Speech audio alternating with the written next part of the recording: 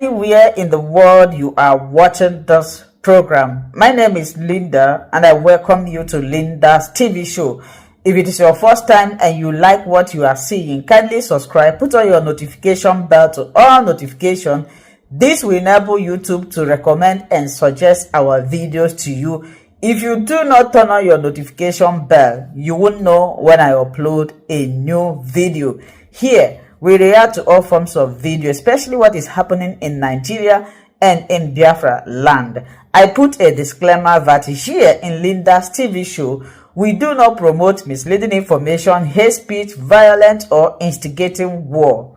I always seize every opportunity to appreciate YouTube for allowing us to use their platform to bring this information across to you. Something of a turn to Africa.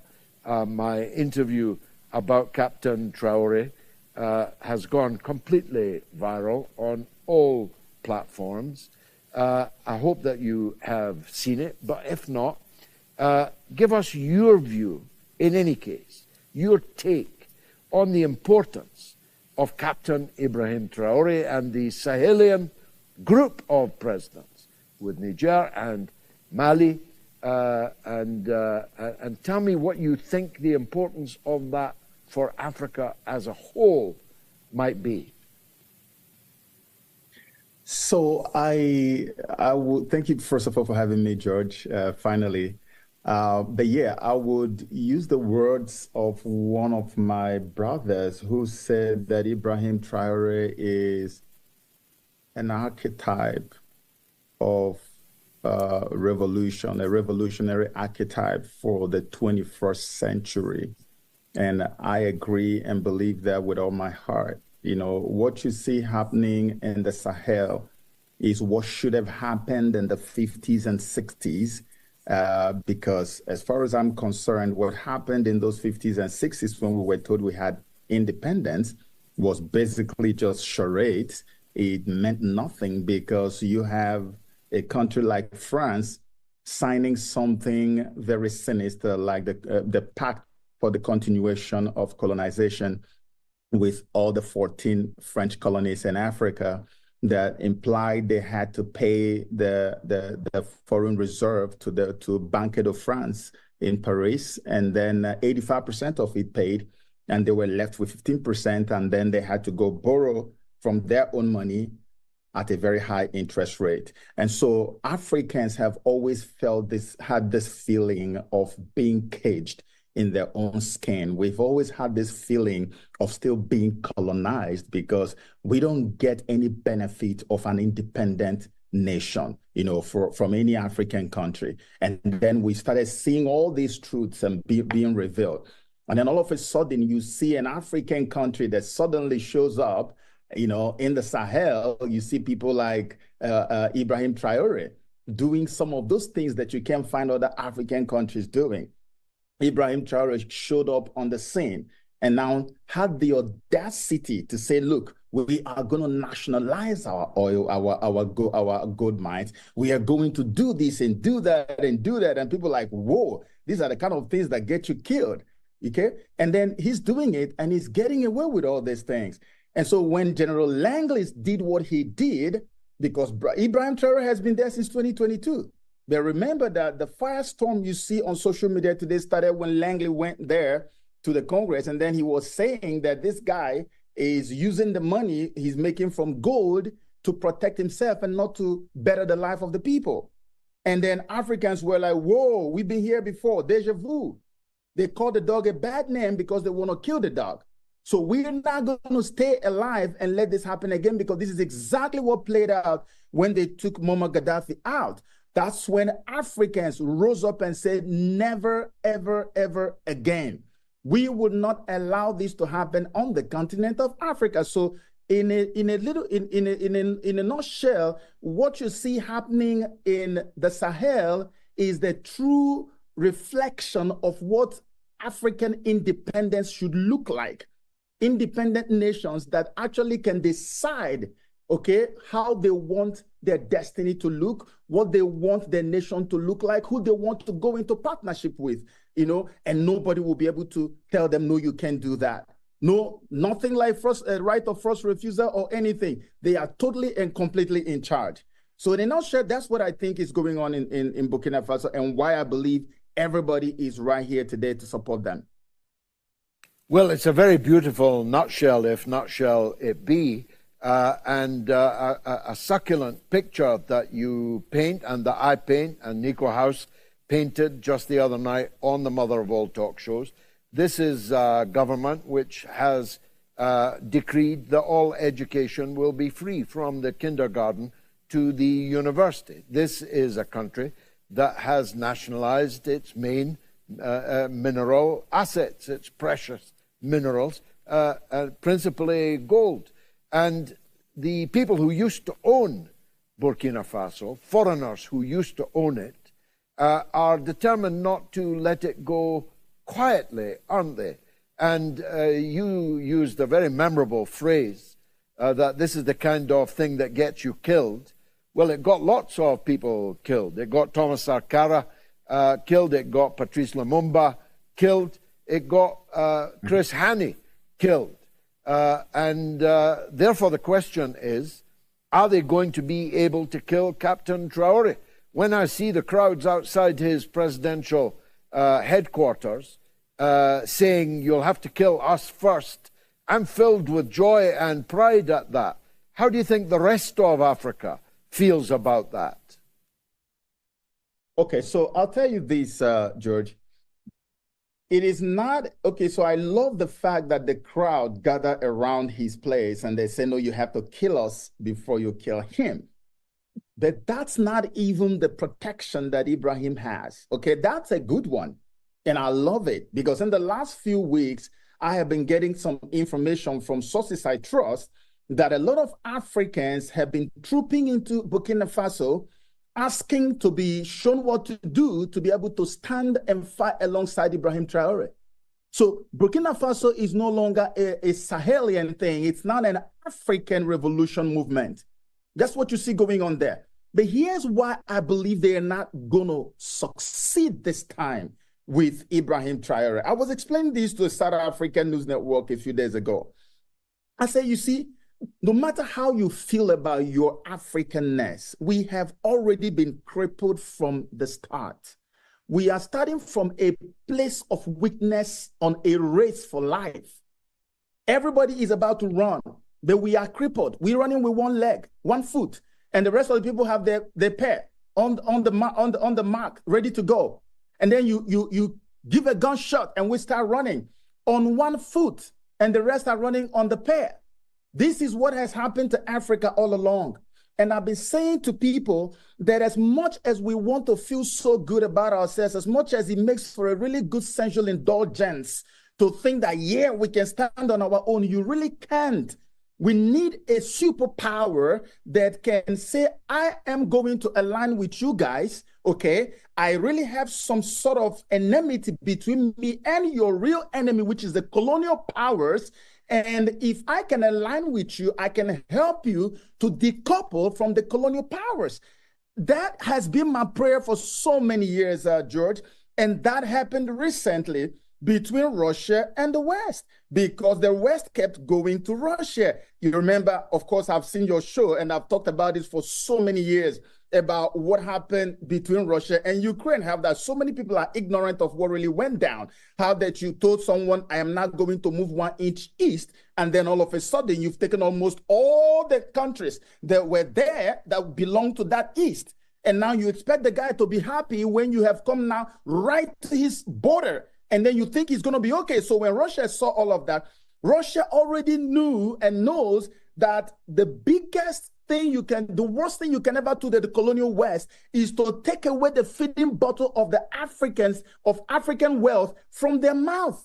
And so Russia decided, you know what, maybe this is just time for me to start helping these guys to decouple from the colonial West. And that's exactly what happened. France has been getting our African countries. George, if you have time, I'll tell you this now. There was a news article that came out in 2017 by a German newspaper. According to that news article, they gained access to an information which they published verbatim about 440 billion euros, or maybe 500, was being paid to France every single year by African countries. I'm talking 14 French colonies in Africa. 14 colonies paying this to France every single year. And that's why Jacques Chirac, the former president of France, said, and I quote, he said, "We have to be honest and acknowledge that the big part of the money in our banks comes precisely from the exploitation of the African continent." And in 2008, he followed it up with this. He said, "Without Africa, France will slide down in the rank of a third world power." This is buttressing the fact that without Africa, the colonial West is going to be in a big mess, especially France, which I regard as the worst of all the colonial powers in the world. So when Russia showed up, guess where it started from? It was from the Sahel, one of the French colonies, and that was Mali. And then after Mali, it was Burkina Faso. And then after Burkina Faso, it was Niger. And now let me break it down to the level people can understand. Let me tell you what really happened. So as these things are happening, Russia is providing logistics to make all this transformation happen. The true independence we're having in Africa today is all in the Sahel. And after that, Russia now goes into a security agreement with them. And when you come into a security pact or agreement with Russia, it simply means that when you get attacked, Russia is going to have to do something about that. So whoever is coming to attack you must take into cognizance the fact that Russia is on ground. And so you are attacking them, you are also attacking Russia. And Russia will bring their full military might in response to whatever attack you mete out to these countries. In between 2023 and 2024, Russia sent about 100 boots on ground after sending a bunch of military weapons, hardware, and stuff like that to Burkina Faso. And guess what? When the Kursk incursion, which I call Ukrainian misadventure, that was meant to distract Russia from its mission in Africa, when that happened, Russia had to cut down on the number of troops that were in Burkina Faso and quickly send them to Kursk. And which means that whatever the West did through Ukraine worked by distracting Russia. So they took some of the guys to Kursk to go and fight alongside the North Koreans and the other guys who were fighting to rescue that country and at the or that region. So at the end of the day, they had now fewer troops, Russian troops on ground that are there to protect Ibrahim Traore. That is apart from the guys that are very close to him in his protection. Guess what? At the end of the day, the mission of this troop, 100 troops that Russia sent, was not only just to provide security from terrorism in the country. They were also meant to train the Burkinabe soldiers. So thankfully, a lot of soldiers have been trained in intelligence, in counterintelligence or counterinsurgency and all kinds of stuff. And those ones were able to work with the little contingent that Russia had on ground to be able to foil all the many numerous assassination attempts that I'm pretty sure you must have heard of, George, against this young man. Sure. In the past, this kind of thing never goes on. There's no way you will be an Ibrahim Traore in the 1960s and 70s and 80s and you will still be alive by this time. It is because the game is now being played differently. And so being able to catch him and kill him is going to be an uphill task for the colonial powers that be today. Well, on Wednesday, I'll be in Moscow, and I'll be at the Victory Parade in Moscow on the 9th. And one of the guests of honor there, with President Xi Jinping, for example, and many others, will be Captain Traore. I hope very much to get a chance to talk to him.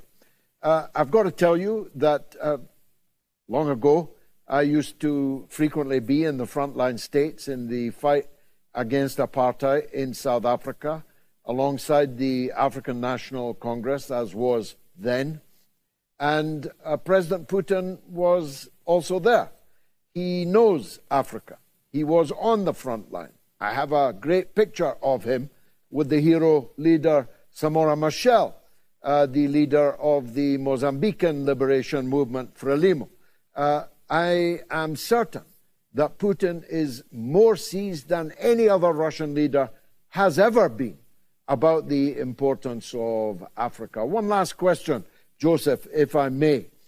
There are many derelict leaders of African countries. Let me just pick the Aunt Sally, the president of Cameroon, who's been the president for 40 years, who is a walking zombie, a corpse, who lives in France, comes back for his rigged elections. The days of that kind of government, if I can call it a government, must be numbered now that Africans can see what a real leader looks like in Captain Traore. Thank you so much, George, for this question. Brilliant question. And this takes me to why what is happening with Burkina Faso, Traore, and the Sahel is very, very, very critical and very important. You see, there's a psychological dimension. There's a psychological element to this. The psychological element is that if Africans continue to see what Ibrahim Traore is doing, first of all, let's start from Mali. So the psychological element played a lot of roles in what happened in Mali. When Mali broke with the colonial powers, everybody expected that they were going to Goita, Assimi Goita was going to be taken out of the way within just a matter of weeks or 1 month, because this is what we're used to. Psychologically, we have resigned to that fate, and that didn't happen. And so the boldness for Burkina Faso to happen was there, and so Burkina Faso happened. And when that happened and nothing happened, Niger Republic also happened. You see what is going on. Now, let's come to the economic dimension. The economic dimension is that Africans are now beginning to look at what is going on there. These countries, especially Niger, Burkina Faso, we were told were the poorest in the world. All of a sudden, we're hearing and seeing the economic index coming out from these places. They are looking so good. Now, the population in all the other African countries are suddenly going to begin to wonder, why is it that these people with the meager natural resources they have are able to do so much, and you guys are here telling us stories every day, sending pundits to television and radio stations to come and tell us why we should be as poor as we are today? Look, for instance, what the guy you mentioned in Cameroon, 42 years, George, 42 years in power. 42 years, and the French love him so much. In fact, the guy stays in France where elections happen, what they call elections happen in Cameroon. So he is meant to stay there until he dies, just like Yadema died in power and his son took over. I'm pretty sure they probably have a son, a crackhead son somewhere, who is going to take over from him the moment he dies. This is what the French is showing Africans today. So African country presidents are so uncomfortable as we speak now. This thing that is happening in the Sahel unsettles them greatly. So even they themselves wish for Ibrahim Traore to be defeated more than the colonial powers wish him to be defeated. They are not genuinely in love with what is happening there. It is the African population that are so, completely happy and blown away by what is going on and fully in support of it. Because these presidents, Sahel states are making them look like fools. The Sahel states now is beginning to make them look like liars, because all the lies they've been telling, for instance, look at Ibrahim Traore. Under his presidential initiative on agriculture, do you know what this young man has done? This guy has brought a lot of innovation into agriculture. If you see, he introduced the cotton production. Burkina Faso used to be the biggest cotton producer in the whole of Africa. They went down to number 2. Today, they are racing up to that same number 1 because of the initiative. George, let me tell you, you may not know this, but you need to know this now. Ibrahim Traore has committed to build at least 5,000 kilometers of paved road every year. But guess what? Until the 2022, when he took over power, Burkina Faso had only 3,600 kilometers of paved road. 3,600 for such a nation with all the wealth, the gold, the cotton, and everything they have. Only 3,600. This young man is now building 5,000 every year, and he has his nation's population, the youths, engaged in this project. So, in a nutshell, whether a nutshell or no nutshell, let me explain to you in summary. The guys that you call presidents across Africa are very, very scared, because if what is going on in Burkina Faso and the Sahel states in Niger Republic is going to continue, where Ibrahim Traore takes over 2 gold mines and nationalizes them. Gold mine that were supposed to be sold for $300 million, he got for $80 million, nationalized it, and now the wealth is going to now stay with the people rather than go to the corporations and then to all the other colonial powers. If he does that, the same way that Niger has also taken a uranium mine and nationalized it, you see that more money is going to be going into their coffers. And these small countries will suddenly begin to make a nation like Nigeria that claims to be giant look like an ant. This is what they are so scared of, and it is going to happen because we are seeing the result right now. I'm telling you that these guys are very, very, very uncomfortable, and we could care less. All we want is let Africa be free. Let's come into an equal agreement. If you want to have business with me, discuss with me. Look at the guy called Yahya Jammeh, the former president of Gambia. I have a real life video because there's a video I put out in 2019 on my YouTube channel, Joseph Okechukwu. It is called the Gang of 1884. If you look at that video, I have a real life video testimony from Yahya Jammeh talking about why they removed him from power. George, these guys were promising him that the petroleum and all the gold and everything in his country, that they were about to take it over and mine it, and that he was going to be given 5% royalty from it. 5%. And the guy was like, are you crazy? And they told him, Mr. President, you should be happy we are offering you 5%, because there are not more than 3 African countries that actually get more than 3% royalty. And I can tell you Nigeria is probably one of them. You can imagine, how can you have natural resources, minerals, oil that give you multiples of trillions of dollars, and you give the owner nations only 3%, and 5% is the max. And that's what they offered him. And when he said no, they kicked him out. Qatar today, George, has only natural gas. Natural gas in Qatar is what they've used to turn that place into a living heaven on earth. But in Imo State alone in Nigeria, if you know the amount of gas deposit in Imo State, not the only state, in Imo State, that's apart from oil, which we are 5th largest exporter of. If you know the amount there, you'll be wondering, why are we living the way we are living? It is because of these lopsided, satanic colonial agreements that have left Africa pauperized forever. We have come to a point where something has shifted in the atmosphere. There is a massive shift in consciousness, and it is both historic and generational. So we are taking advantage of it and saying enough is enough.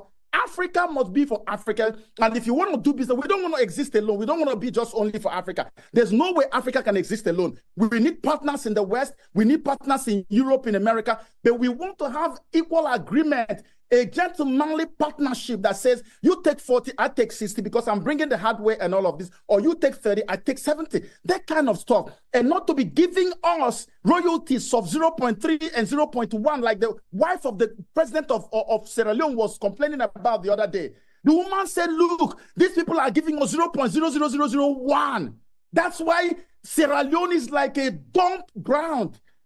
0.0001. So you make 1 trillion and the country gets about $100,000 or maybe $1 million out of their natural resources. They have one of the largest deposits of gold in the whole of West Africa. This is the wife of a sitting president saying it, not just Joseph Okechukwu. We have come to that point where things are either done right or they are not done at all. And Africans have had it. They are even ready for war now, as long as they reclaim their stolen sovereignty.